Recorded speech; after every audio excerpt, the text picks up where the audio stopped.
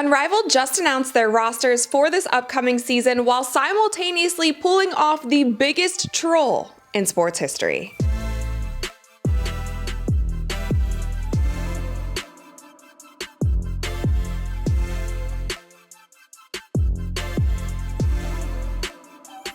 What's up, you guys? I'm Rachel DeMita, and welcome to the Courtside Club. It was a huge day for Unrivaled basketball as they announced their rosters and also announced which coaches would be coaching which teams. This was the November 20th deadline that, if you guys remember a few weeks ago, Nafisa Collier said that by November 20th, all the players would be announced and we would get the official lineups for each team. So a lot of people were highly anticipating this day and waiting to see who these players were going to be and what teams they were going to be on. Now, Unrivaled did the funniest thing last night that got a lot of us hooked in. Let me explain what I'm talking about. So just last night, Unrivaled put out this letter where they said, "Dear management, what might seem like an average Wednesday in November is in fact a momentous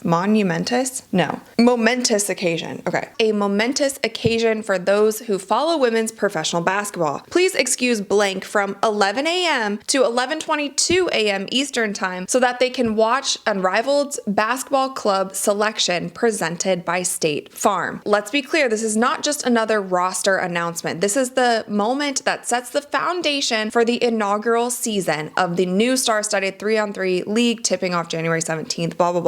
It goes on to say 11 a.m. once again, and at the very end reminds you once again 11 a.m. to 11:22 a.m. Eastern time. Now, the whole thing about this Unrivaled League is when they are announcing new players, they have always done like a teaser video before they announce the players. They've always been about doing little mysteries or Easter eggs or trying to get people to like guess who was gonna join Unrivaled, and they have done this for the past, like, I don't even know, 6 months at this point they've been announcing players. So they always do these little videos. So with this note, a lot of people looked into it even further, including myself, because 11 a.m. to 11:22 a.m. is a very specific time frame and a very specific amount of minutes for a video to be 22 minutes. Obviously, we all know that Caitlin Clark is number 22, and that has been the person that has been the most anticipated person that people either want to see in Unrivaled or people are just waiting to see if she is going to do it or not. Now, the buzz on the street has been that Unrivaled threw a Messi-like deal at Caitlin Clark. Some people are saying it was around $2 million that they were offering her to come to Miami to play for 10 weeks in this 3-on-3 league.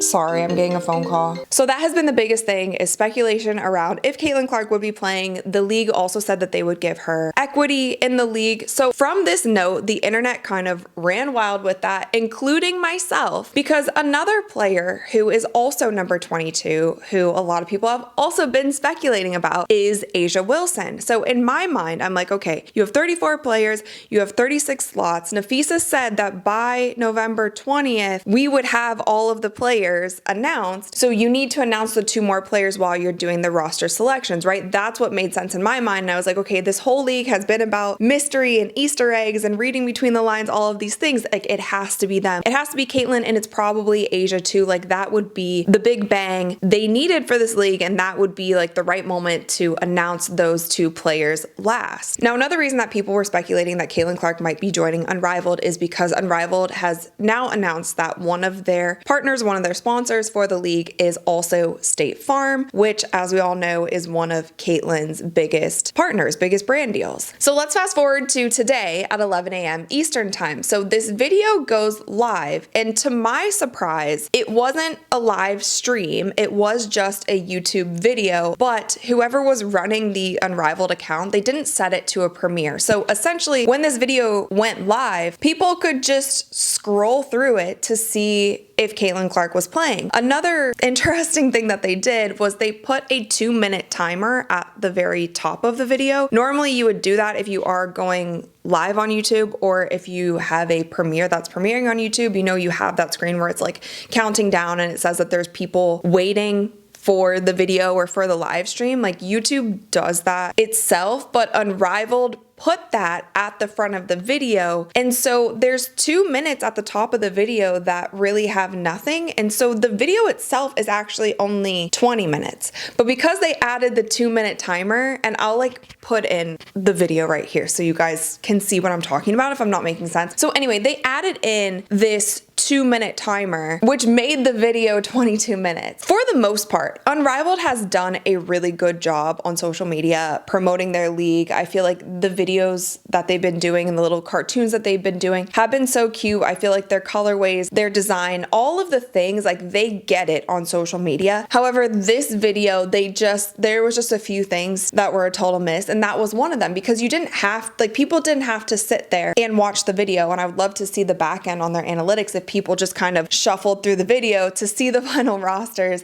and to see if Caitlin Clark and or Asia would be playing. So spoiler alert, you guys, they were not announced. But in their place, or in this 35th and 36th roster place, they put a wild card player. So does that mean that Unrivaled has not signed these other 2 players? Does that mean that these 2 players are still surprise players and they are waiting to announce them in another way? My gut is telling me that they don't have 2 other players, and they are either holding those 2 spots for bigger players. Maybe they are still talking to Caitlin, maybe they're not. But from all of this, I know that I've jumped all over the place when talking about Caitlin playing in Unrivaled, but because they haven't announced her yet, because they didn't announce her today, because she continually is doing all of these golfing events and public speaking events, because we have heard about the possibility of her and Sabrina competing in NBA All-Star, which runs during the Unrivaled season, like there's a lot of things now that are starting to make me think that she's not going to do it. I hate to go back and forth because I have been wrong on this, and I was literally wrong last night when I made that TikTok. I made that short. I posted it on my Instagram saying like, I think this is it. I think this is the moment they're going to announce Caitlin. I have been so wrong, but I'm really starting to think that like it's not happening. If they knew that they weren't going to announce Caitlin, they know that a lot of fans are rabid about her and waiting to see if she's going to play. The fact that they made the video 22 minutes, like that was a choice. Sorry, you guys, I had to hop in here because of course 10 minutes after I finished filming this video, it has now been reported that Caitlin will not be playing in Unrivaled. This is from ESPN,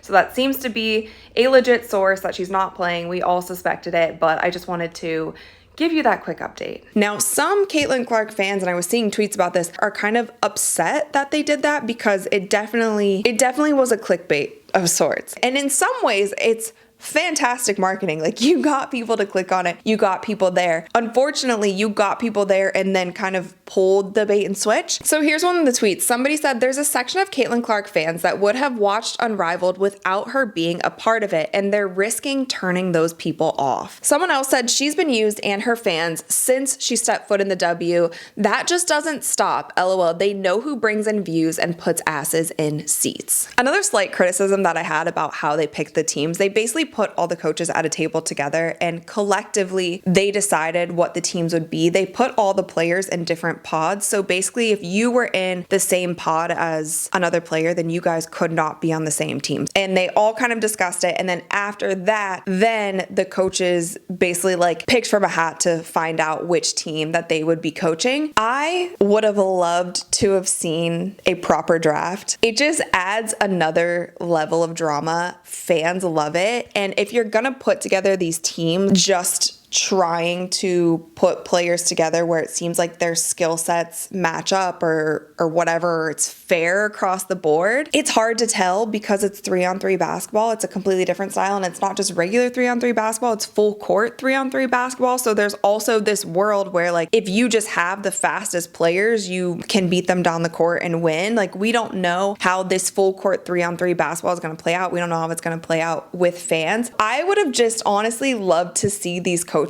just do a draft, amp up the drama. I mean, the NBA did this for All-Star for a few years, and then Adam Silver cut it off when Jokic was like picked last for one of the games. Right after that, he was like, yeah, no, we're not doing this anymore. But people loved that. They absolutely love that. Or make captains of these teams and have them pick. That would have been cool to see. They also definitely split up friends and split up teammates. So Lexi Hall, for example, is not playing on the same team as Aaliyah Boston. They did, however, put Kelsey Plum and Kate Martin on the same team. They both play for the Aces. Another thing that I did think was interesting is there are 2 wildcard slots, and Kate Martin and Lexi Hall are not on the teams that could be wildcard slots, and even Aaliyah Boston is not. So Caitlin does not have the chance to play with any of the players that, like the 3 players that she is closest with. She will not be playing with them. So it doesn't seem likely. It really doesn't seem likely at all that she will play. I don't know about Asia either. I feel like Asia would also be a perfect fit. Like, she's dating Bam. He's in Miami. It gives her an excuse to be there. She can go to all his games and also play at the same time. So I feel like that would have been really cute, but I don't know what they're doing, but they're definitely dragging out the anticipation. It's going to be interesting. I'm interested on a lot of levels. I'm interested to see how the 3-on-3 basketball looks from a fan perspective, how these girls' games translate to 3-on-3. Is there going to be any sort of half-court set, or is it really just going to be a run and gun? What are the rules going to be? Do you have to take the ball out of bounds, or is it like regular 3-on-3 where you just like take it out of the basket and go behind the 3? Well, no, you wouldn't go behind the 3-point line because it's full court. Yeah, I have a lot of questions.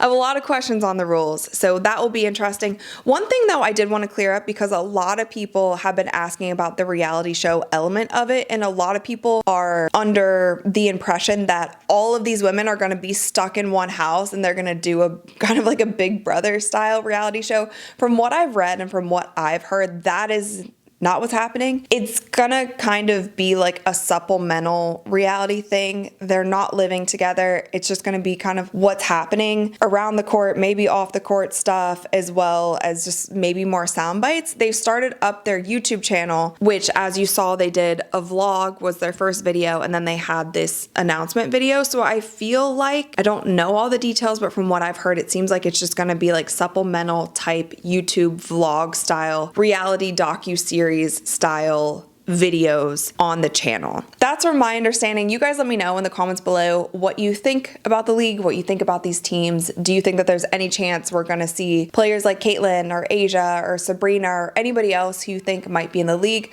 Let me know in the comments below. Will you be watching? Of course, thumbs up this video if you enjoyed it, and click that little subscribe button because we upload new videos every single week. And with that, you guys, I'll see you next time. Uina.